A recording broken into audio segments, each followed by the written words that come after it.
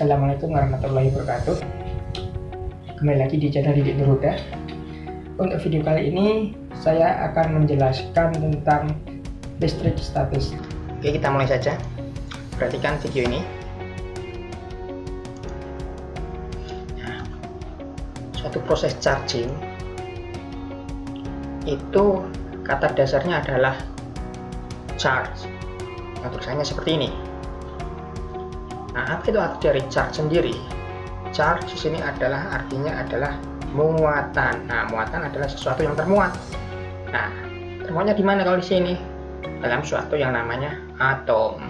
Nah, di dalam atom ada muatan positif dan muatan negatif. Terus satu lagi yang muatan netral tidak akan kita bahas. Nah, kita akan bahas yang namanya listrik statis. Yang pokok bahasanya adalah hukum Coulomb. Ya, dalam istilah bahasa Inggris namanya Coulomb Law. Coulomb Law, hukum sarjana hukum alam.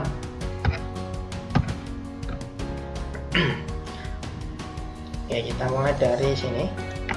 Jadi kita punya dua buah muatan yang akan kita bahas. Ada muatan positif, atau kalau di dalam atom itu ada yang namanya proton, dan muatan negatif yang itu namanya adalah elektron.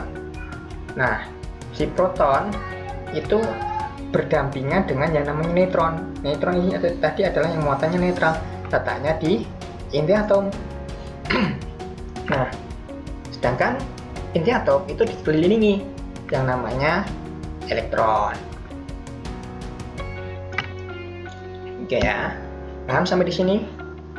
Ya, pahamnya paling ya, muatan positif itu kita sebut proton, muatan negatif itu kita sebut elektron kalau di dalam suatu atom. Ya, walaupun nanti kedepannya akan ada yang lebih kecil lagi dibandingkan ini, proton ataupun elektron. Nah, interaksinya bagaimana sini? Proton sama proton, elektron ataupun proton sama elektron. Nah, di sini untuk muatan positif dengan positif itu interaksinya adalah tolak menolak, sedangkan untuk muatan negatif dengan negatif itu juga tolak menolak.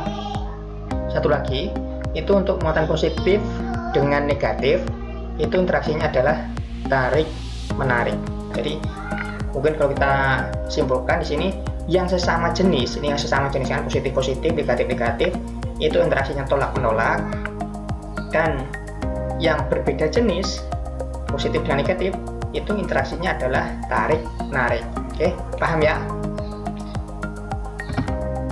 Nah, kemudian muncul pertanyaan di sini nih. Proton dalam inti atom itu tidak menyebar karena tadi kita tahu bahwa interaksi antara proton sama proton adalah tolak menolak, ya kan? Kalian sudah paham kan tadi slide sebelumnya. Nah, kenapa di situ tidak menyebar tapi tetap dalam suatu inti atom? Nah, di sini muncul yang mengikat di situ adalah yang namanya gaya. Ada suatu pengikat yang namanya ini gaya nuklir. Nah, ini kita nggak akan kita bahas ya di sini. Ini di lain kesempatan saja di video selanjutnya mungkin. Oke, itu alasan kenapa di inti atom proton tidak bisa menyebar mereka dalam suatu kesatuan. Nah, untuk satuan sendiri, satuan muatan itu sesuai penemunya tadi yang kita sebut Coulomb, ini orang Prancis. Kemudian untuk simbol muatan itu Q, boleh pakai huruf besar, boleh pakai huruf kecil, terserah untuk simbolnya, tapi satuannya Coulomb. Dan ini termasuk turunannya ada milicoulomb, mikrocoulomb, nanocoulomb, dan seterusnya. Nah, kemudian yang kita bahas tadi hukum Coulomb. Apa itu hukum Coulomb? Adalah kita membicarakan tentang besarnya gaya tarik menarik atau tolak menolak.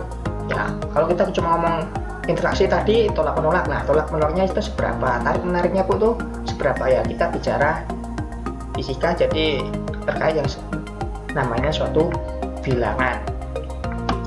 Dan di sini saya agak nggak setuju kenapa kita ya berbicara di sini listrik statis. Padahal kalau kita ngomongin gaya, apa ini?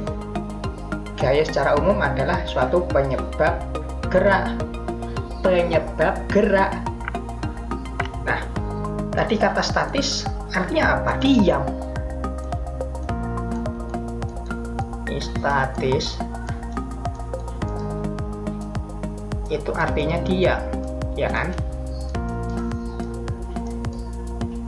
Tapi kalau di sini kita mau berbicara gaya, itu adalah penyebab suatu gerak. Nah, agak tidak sesuai dengan judulnya ya sebenarnya ya.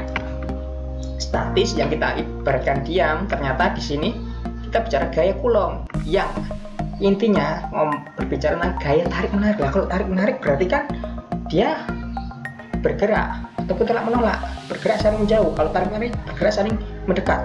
Nah, ini apa ini?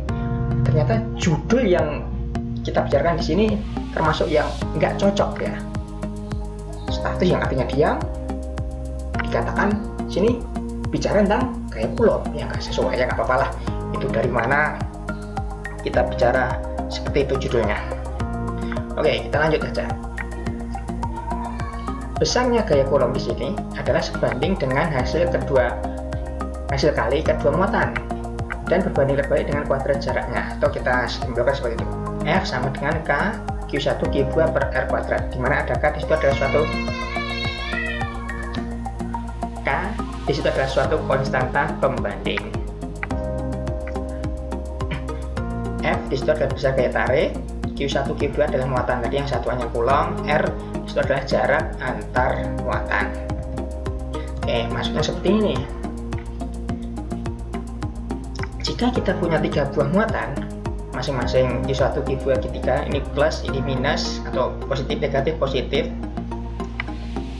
Nah, kemudian di sini saya bertanya, gaya Coulomb yang dialami oleh muatan Q1 di mana letaknya? Di pinggir kiri. Nah, bagaimana di situ?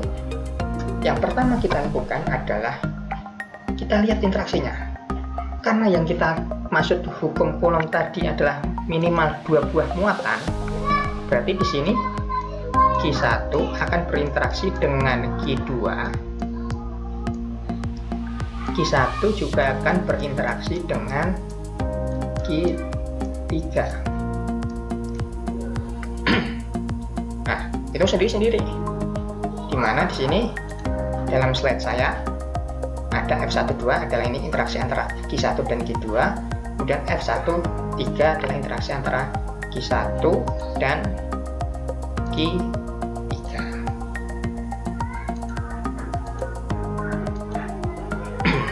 Nah, F12 interaksinya bagaimana di sini? Q1, Q2 interaksinya apa? Sini positif, di sini negatif. Berarti tarik menarik. Tarik menarik adalah Q1 nanti yang kita tanyakan Q1. Berarti Q1 bergerak ke kanan. Sekali lagi, judul listrik statis tidak sesuai dengan yang kita bicarakan di sini. Oke? Bergerak ke kanan ya. Q1 akan bergerak ke kanan. Nah, kemudian 1 sama 3 ini positif, di sini positif. Berarti Q1-nya berarti tolak menolak. Tertolak oleh Q3. Geraknya kemana? Geraknya akan kemana? Ke kiri. Ya, inilah arah dari pergerakan masing-masing interaksi. F12 ke kanan, F13-nya ke kiri. Nah, untuk penulisannya sendiri F12 ya, karena dia geraknya ke kanan, arahnya ke kanan, kita tulis di sini plus, dan F13 ini sini minus. Jadi di sini penjumlahan vektor. Ya, kalau kita berbicara gaya, kita punya arah ya. Nah, kemudian untuk jaraknya masing-masing. Nah, ini 12 ya, ini tadi jaraknya R12 kita sebutnya di sini. kemudian 1 sama 3 interaksinya, ya berarti jarak antara kedua buah muatan di sini dari muatan 1 sampai 3, R1, 3, dan masing-masingnya di situ dikuadratkan, jangan lupa dikuadratkan. Oke, kita sekarang pakai bilangannya. Ada 3 buah muatan masing-masing, Q1 16 mikrocoulomb, Q2 minus 18 mikrocoulomb, dan Q3 plus 2 mikrocoulomb. Oke, sesuai gambar di situ bersama ya. Di situ ada jarak muatan Q1 dan Q2 adalah 4 cm. Oke, Q1 Q2 4 cm dan Q2 Q3 adalah 6 cm. Berapakah besar gaya listrik yang dialami muatan Q1? Oke, hampir mirip dengan yang dicontoh. Oke, berarti tadi udah paham, berarti Q1 sama Q2 berinteraksi, arahnya saling mendekat untuk 1, 2, kemudian 1, 3 mereka saling tertolak, Q1 nya akan bergerak ke kiri atau menjauh. Ya sudah, dari situ tadi oh iya, saya lupa, konstanta sendiri tadi konstanta pembanding itu besarnya ini 9 kali 10 pangkat 9 ya, konstanta pembanding situ besarnya 9 kali 10 pangkat 9, jadi itu tetap aja segitu. Oke, K-nya segitu, Q1 ini F1 2 ya, K, Q1, Q2 berarti Q1 nya plus 16 mikrocoulomb, kemudian Q2 itu ada 18 mikrocoulomb. Oke, ini kok minus tidak dimasukkan ya. Ini kalau kita bicara perhitungan, tanda minus di sini tidak usah diikutkan dalam perhitungan. Dan jaraknya berapa di situ? 4 cm. Nah, ingat satuannya masih cm. Kalau cm kan 1 cm itu sama dengan berapa meter? Nah, mungkin kalian ngomongnya 1/100, tapi saya lebih suka tulisannya seperti ini. 1/100 adalah 10 pangkat min 2 meter. Oke ya, jadi cm segitu, 10 pangkat min 2, jadi ini 4 kali 10 pangkat min 2. Lanjut, untuk yang 1, 3 hampir sama, 1 sama 3 ya, 16 kali 2, K-nya segitu, 1, 3, berarti jaraknya berapa nih? 4 ditambah 6. Oke, 4 tambah 6 hasilnya adalah 10 nih. Nah, ini diubah ke meter ya, coba kalian hitung bla bla bla dan seterusnya. Yang ini 162 kali 10, yang ini plus suku keduanya minus ya, jadi ini plus kali minus jadi minus 228 kali 10 pangkat min 1 ya, samakan ya, apa namanya nih, dikalikan saja 10 dengan 10 dan 10 pangkat min 1-nya sehingga jadi segini dan kurangkan hasilnya segini 1591,2 ya, ini hasilnya dalam satuan Newton gitu. Mohon maaf ada suara pesawat.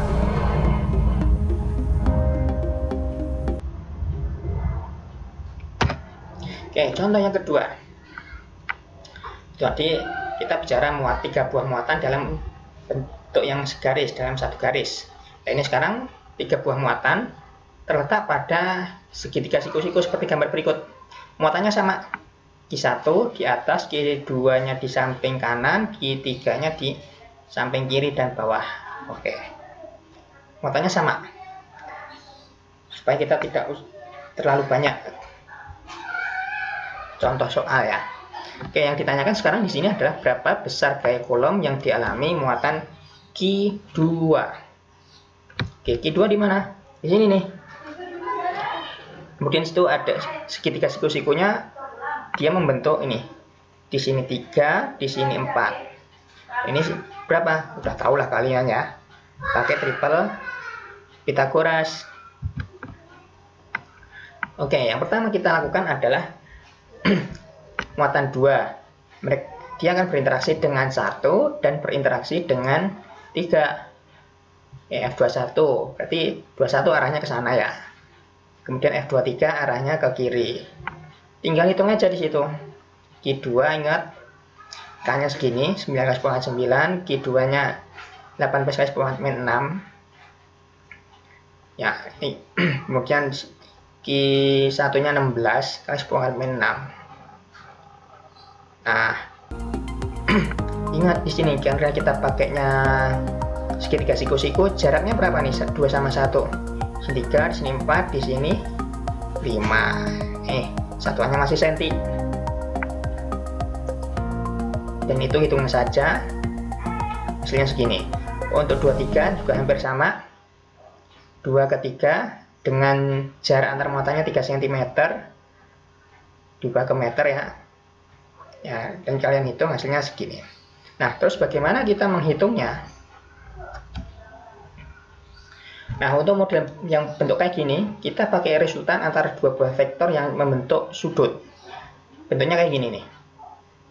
Karena di sini ada F21, ya bentuknya F21 kuadrat ditambah ini, F23 kuadrat ditambah perkali 2 kali F21 kali F23 kosinus theta, di mana theta adalah sudut antara dua buah vektor itu. Nah, ini kan vektornya F21 sama F23.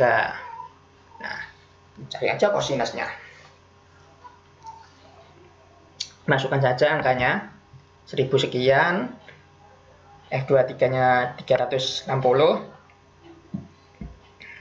Nah, dimasukkan saja.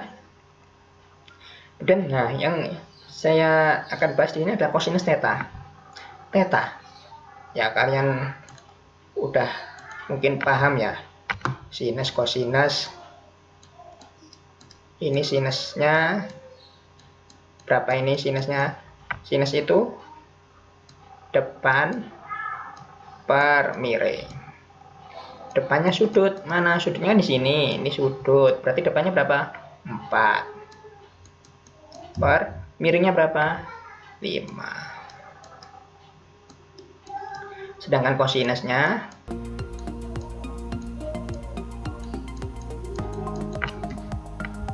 itu adalah samping sudut per miring sudut.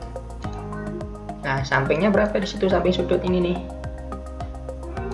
3/5, miringnya 5 ya tadi. Nah, udah tinggal kalian kuadratkan dan kita akarkan, hasilnya segitu. Oke, terima kasih. Nah, itu tadi penjelasan tentang listrik statis yang kaitannya sama hukum Coulomb. Oke, semoga ilmu yang saya sampaikan bermanfaat. Share jika diperlukan. Terima kasih. Wassalamualaikum warahmatullahi wabarakatuh. Bye bye.